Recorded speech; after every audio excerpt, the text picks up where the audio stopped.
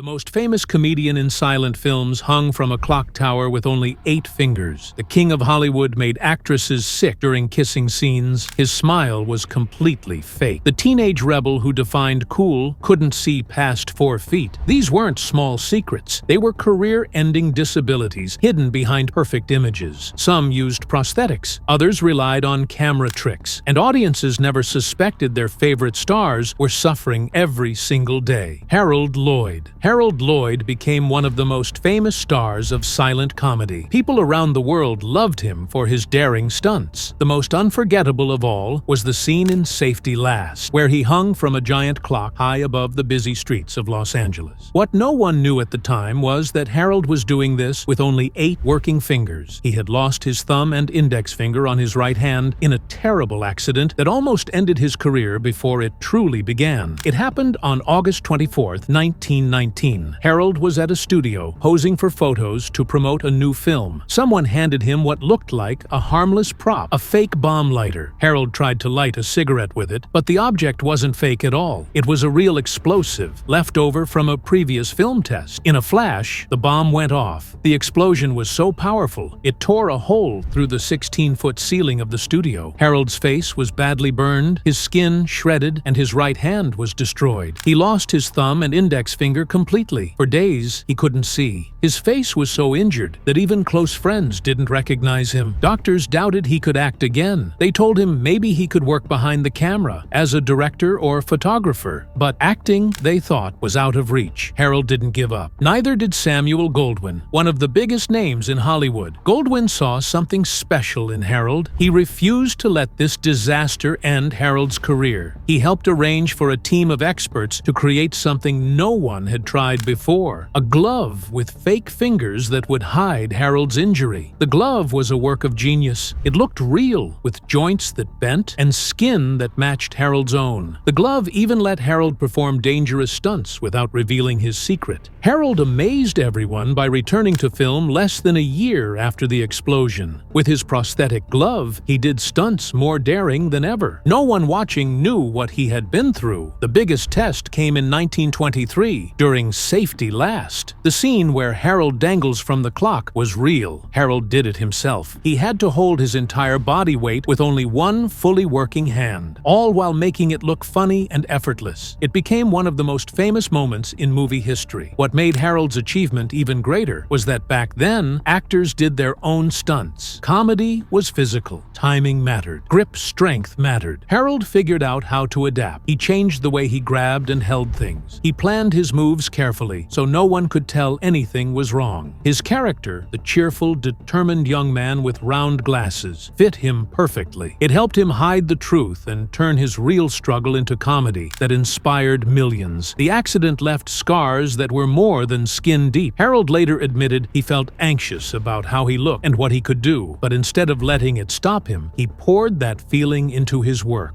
Gable. Clark Gable was called the King of Hollywood. In the 1930s and 1940s, no other actor matched his charm. People around the world fell for his confident style and that famous smile. Films like Gone with the Wind and It Happened One Night made him the biggest star of his time. But behind that perfect image was a secret so bad it nearly ended his career. His entire mouth was filled with dentures, and those dentures gave him breath so awful that actresses didn't want to kiss him. The trouble started when Gable was young. By the time he was 32 in 1933, his gums were in terrible shape. He had severe gum disease. The infection spread so badly it reached his gallbladder and landed him in the hospital. The only way to stop it was to remove most of his teeth. The timing couldn't have been worse. Gable was filming Dancing Lady for MGM, and the delay cost the studio $150,000. That was a huge amount in those days. Losing his teeth could have destroyed his career. After all, in Hollywood, looks were everything. But MGM believed in him. They paid for the best dentures possible. A dentist named Dr. Charles Pincus made him a full set of false teeth. These weren't just any dentures. They gave Gable a perfect, bright smile, better than his real teeth ever had. His speech stayed clear. His grin became famous. famous, and the public never guessed the truth. Gable's career soared, but the dentures came with a problem no one could hide. They gave him constant bad breath. The false teeth trapped bacteria. No matter how well they fit or how much he cleaned them, the smell wouldn't go away. Back then, dental care wasn't what it is today. Cleaning those dentures fully was nearly impossible. The bad breath became a nightmare for his co-stars. Vivian Leigh hated kissing him in Gone with the Wind. She said his breath made those scenes miserable. And she wasn't the only one. Many of Gable's leading ladies struggled with it, though few dared to say so out loud. Directors started filming kissing scenes early in the day, when things weren't quite as bad. Some used clever camera angles to shorten the time actors had to be that close. Gable knew about the problem. He tried everything. He carried mints everywhere. He used mouthwash all the time. He went to different dentists, hoping for a cure. But nothing truly worked. The dentures always caused the same issue. In the end, the King of Hollywood kept his crown. But his secret made working with him a lot harder than it looked on screen. James Dean became the face of teenage rebellion with his roles in Rebel Without a Cause, East of Eden, and Giant. His cool, distant look and deep, emotional performances made him a symbol for young people who felt misunderstood. Fans thought he had a special way of seeing the world, but the truth was far stranger. James Dean could barely see at all without his glasses. He was so short-sighted that without them he was almost blind. Yet he refused to wear them in public because he worried it would hurt his image. Dennis Hopper, who acted alongside Dean in Giant and Rebel Without a Cause, shared this secret after Dean's death. Hopper explained that Dean couldn't see clearly beyond 4 feet. This meant he often struggled with simple things on set or even in daily life. What people saw as mystery or intensity was often just Dean trying to figure out what was going on around him. There were moments that exposed the problem in ways both sad and awkward. Once, in the Warner Brothers commissary, Dean seemed to ignore co-star Dick Davalos, who had joined him at the table. Davalos tried to make conversation, but Dean didn't react. To others, it looked like Dean was being cold or rude. But finally, Dean asked Davalos, "Is that you?" Davalos, confused, answered with sarcasm. Only then did Dean jump up and hug him, saying he couldn't see him because he had left his glasses in his trailer. These kinds of situations added to his image as distant, even though he wasn't trying to be. Dean kept his vision problems hidden because of the pressures of 1950s Hollywood. Studios demanded their leading men look perfect. Glasses didn't fit the tough, masculine image they wanted to sell. For Dean, who was known for his raw, rebellious charm, admitting he needed glasses could have ruined everything. Because he couldn't see well, Dean had to adjust the way he worked. He often squinted, not to look cool or thoughtful, but to try to focus on what was in front of him. He stood closer to other actors than normal, so he could see their faces. The long pauses and deep internal acting style that became his trademark partly came from needing to feel the scene rather than see it. He learned to rely on his instincts instead of visual cues. In time, Dean began to see his bad eyesight as something that helped him. Dennis Hopper said Dean believed it was a gift. Since he couldn't see what was far away, he had to imagine it. This made his performances even more real and powerful. Montgomery Clift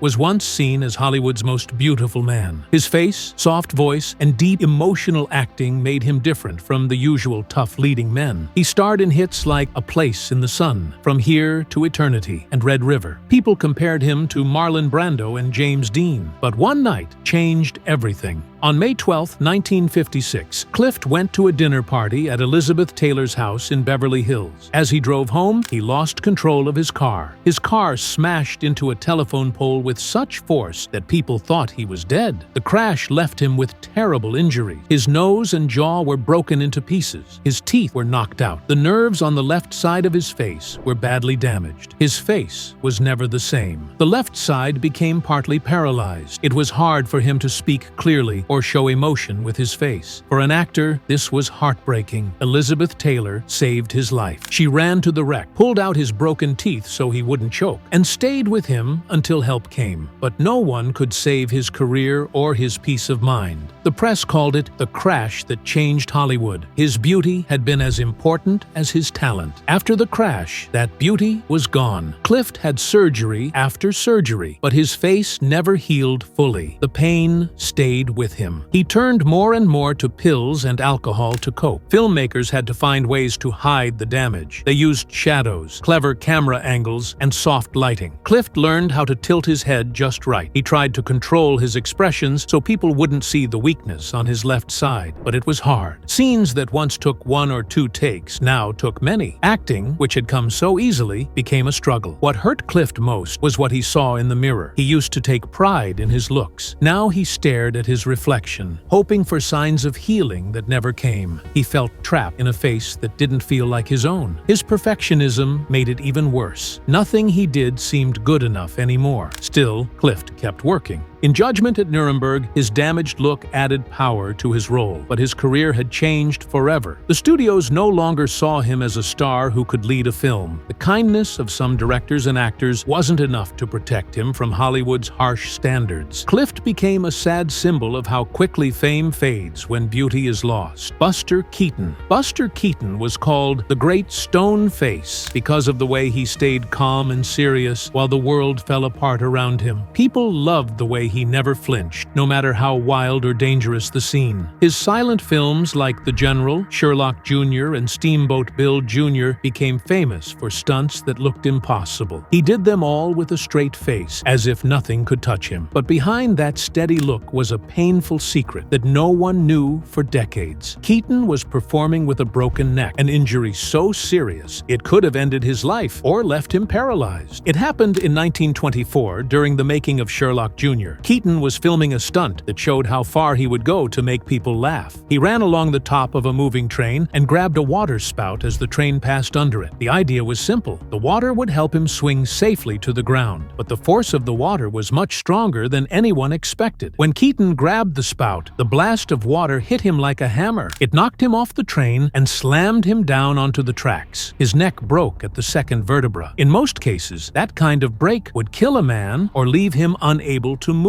But somehow, Keaton got up and kept working. He didn't even know how badly he was hurt. For more than 30 years, Keaton kept going, never realizing that his neck had been broken all that time. It wasn't until the 1950s that he found out. During a routine checkup, doctors took x-rays and saw the old injury. They were shocked. They told Keaton he had been living and performing with a broken neck for decades. Suddenly, many things made sense. Keaton had struggled with headaches, neck pain, and stiffness for years. His body had been trying to deal with the damage without him knowing it. This discovery made people look at Keaton's famous blank expression in a new way. Maybe it wasn't just a clever acting style. Maybe he had no choice. Some experts now believe his deadpan look partly came from the pain and stiffness in his neck. He couldn't turn his head fully. He couldn't move his face the way other actors could. So he found other ways to show emotion, using his whole body instead. The style that made him a legend may have been shaped by his injury. If you watch his later films closely, you can see how he adjusted. His movements are precise. His body tells the story, not his face. The chaos around him, the falling buildings, the crashing cars, the near misses, they all seem even more amazing when you know what he was hiding. One of the most famous stunts of all time, when the front of a house falls on him in Steamboat Bill Jr., happened while he was still dealing with the broken neck. He had to stand in the exact spot where the open window would land, or the house would crush him. And he did it without a hint of fear on his face. Elizabeth Taylor. Elizabeth Taylor was one of the most beautiful and famous women in Hollywood. People loved her in films like Cat on a Hot Tin Roof, Who's Afraid of Virginia Woolf, and Cleopatra. Her face, with those unforgettable violet eyes, became a symbol of glamour. But behind that beauty was a hidden battle. All her life, she struggled with scoliosis, a condition that bent her spine and caused her terrible pain. As the years passed, this illness slowly took away her strength, her freedom, and, in the end, much of the joy she found in life. From birth, Elizabeth had scoliosis. Her spine wasn't straight, and though it didn't cause much trouble in her early years, the problem grew worse over time. When she was young and at the height of her fame, she managed to hide it. She stood tall on screen, wore carefully chosen costumes, and carried herself with the confidence that made her so powerful to watch. But the damage was always there, waiting. By the 1970s and 1980s, things began to change. Fans and photographers noticed little signs. She seemed to favor certain poses. She went to fewer events, and behind closed doors, she was trying everything. Special supports, strong medicine, Anything that might ease her pain or stop the curve of her spine from getting worse, but nothing truly worked. In the 1990s, the truth became impossible to hide. Her spine bent so badly that it affected how she stood, how she breathed, and even how long she could stay on her feet. At 72 in 2004, she spoke openly about what was happening. She said, "My body's a real mess. I've become one of those poor little women who's bent sideways. I feel so stupid and feeble that I can't do the work I was meant to do because of my bloody body." Her words showed just how much she was suffering. The pain never left her. It wasn't just her spine. The bend crushed parts of her bones and pressed on nerves and muscles. This meant pain not only in her back but in her neck, too. In the last 25 years of her life, she went to the hospital more than 100 times, mostly because of the problems caused by her scoliosis and the treatments she needed to keep going. In October 2004, she had a major surgery to fix 7 places where her spine had collapsed on itself. The doctors did their best, and for a little while she felt some relief. But the disease didn't stop. Recovery was long and hard. Every small movement was a challenge, and every day brought new limits she had to learn to accept. As time went on, she spent most of her days sitting with her head resting on her shoulder. It was the only position that eased her pain, even a little. But sitting like this made it harder for her to breathe and to eat, because her bent spine pressed on her lungs and stomach. The body that had once carried her through glittering movie sets and grand parties was failing her in every way. This struggle didn't just hurt her physically, it broke her heart. She had always been someone who loved people, who fought for causes like AIDS research, who threw parties filled with friends and laughter. But now she couldn't travel, couldn't stand long enough to greet guests, couldn't even sit at a table for a full meal.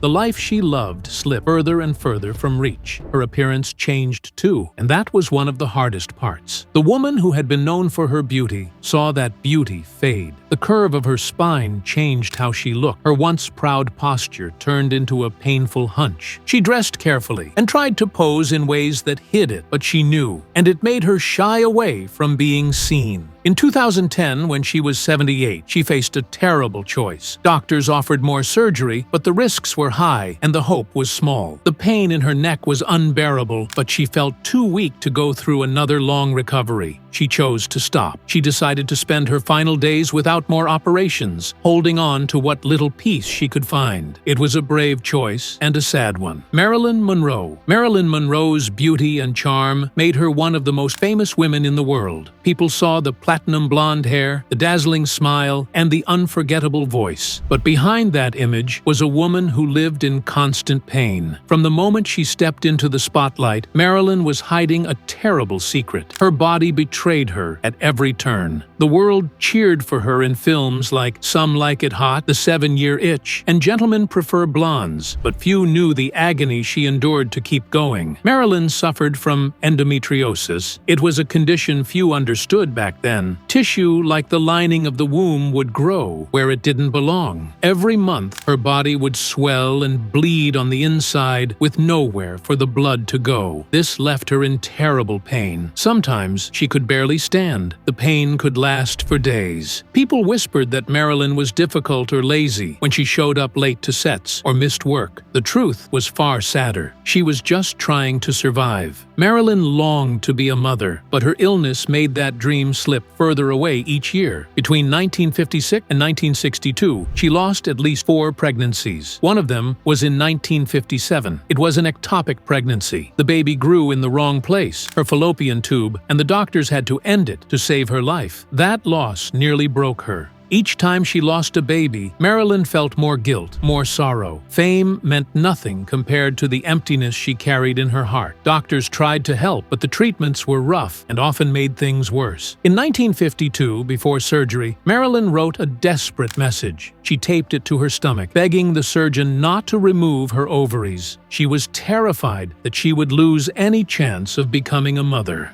That small note said more about her pain than words ever could. Over time, Marilyn turned to medicine for relief. Barbiturates and painkillers became part of her life. The drugs dulled the pain for a while, but they came with a terrible price. By the end, her body was so used to them that even high doses barely helped. When she died, the amount of pentobarbital sodium in her blood was almost twice the danger limit. People said she abused drugs, but they didn't see the real reason. She was trying to keep going in a body that hurt all the time. Her illness also hurt her career. Directors and producers thought she was unprofessional. They didn't know about the pain that made it hard for her to focus or show up on time. The studios wanted the world to see Marilyn as the perfect sex symbol. Talking about her health would have ruined that image, so she kept quiet. She wore the tight dresses and played the part, even when her body screamed for rest. Lucille Ball. Lucille Ball was America's queen of comedy. Millions loved watching her on I Love Lucy. Her wild expressions, clumsy falls, and endless energy made people laugh across the country. But behind that laughter, Lucille was fighting a painful secret. When she was just 17, she was struck by rheumatoid arthritis. It wasn't just a little pain. It nearly stole her dream before it even began. She was working as a chorus girl in New York when it first hit her. The dancing and long hours made the disease flare up badly. Her joints swelled. The pain was so bad she couldn't move. She became bedridden. For almost 2 years, she lay in bed, unable to do the things she loved. Her parents took her back to Jamestown, New York. There, she tried experimental treatments. Nothing worked. It felt like her career might be over before it had even started. Lucille didn't give up. Slowly, she learned to walk again. It wasn't easy. It took months of painful rehab. Her left leg twisted sideways. One leg ended up shorter than the other. She limped for the rest of her life, but she didn't let it stop her. That struggle taught her something powerful. She learned to use creativity and pure willpower to push through. When she got back on stage and later in front of cameras, her fight wasn't over. Arthritis came and went without warning. Some days, her joints hurt so much she could barely move, but she had to move. Her comedy depended on it. Every fall, every silly dance, every gag had to look perfect. Lucille became a master at hiding her pain. She wore special shoes with weights to help her balance. She picked costumes that covered her legs so people wouldn't see the swelling or the shape of her joints. Every move was carefully planned. Every laugh she got took effort most people never saw. Her comedy seemed carefree, but behind the scenes, she was solving a puzzle each day. How could she make the audience laugh without letting them see what arthritis was doing to her body? It was hard. The medicine back then wasn't very good. The treatments were harsh and didn't help much. Lucille had to rely on herself. She adapted. She found ways to keep going. Off camera, Lucille was not always the bubbly star fans thought she was. Living with pain wore her down. Friends said she could be serious and sad, especially during bad flare-ups, but she kept it hidden. Even many people close to her didn't know how bad it was. She was afraid the truth would cost her work. In those days, Hollywood didn't want stars who looked weak or sick. Lucille knew that, and she kept her battle private. Danny Kaye. Danny Kaye was another star who brought joy to millions. People loved him in films like White Christmas and The Court Jester. His silly songs, funny faces, and endless energy made him a favorite. Off-screen, he helped kids through his work with UNICEF. But in 1983, something meant to save his life turned into a slow death. That year, Danny had heart trouble. Doctors at Cedars-Sinai in Los Angeles did a quadruple bypass. He was 70. The surgery went well. His heart was fixed. But during the operation, he lost a lot of blood. The transfusion he got to replace it carried a hidden danger. The blood was tainted with hepatitis C. No one knew at the time. There were no tests to catch it. The virus settled into his body. It started damaging his liver without him knowing. Hepatitis C can hide for years. It quietly scars the liver until it can't work anymore. At first, Danny felt a little tired. Sometimes his stomach hurt. People thought it was from the surgery or his age. No one guessed it was something far worse. Danny kept working. He conducted symphonies. He kept helping UNICEF. All the while, the virus was destroying his liver. By 1987, 4 years after the transfusion, it was too late. His liver was full of scar tissue. The damage couldn't be undone. His heart, once repaired, could no longer support a body that was falling apart. He went back to Cedars-Sinai that year. He had bleeding in his gut, a sign of how sick his liver was. The doctors tried to help, but they knew the truth. His liver was too far gone. His body was too weak. The same hospital that had saved his heart was where he would take his final breaths. The infection he got during that surgery had won in the end.